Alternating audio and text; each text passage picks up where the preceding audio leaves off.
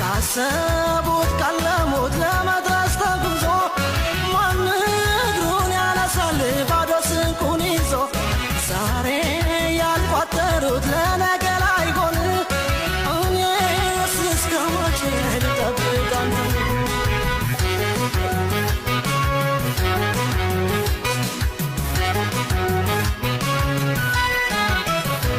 ብትነግረኝ ብዬ ምላሹን ባይ ባይ ታክሼ ብጠብቅ እስካሁን ባይ ባይ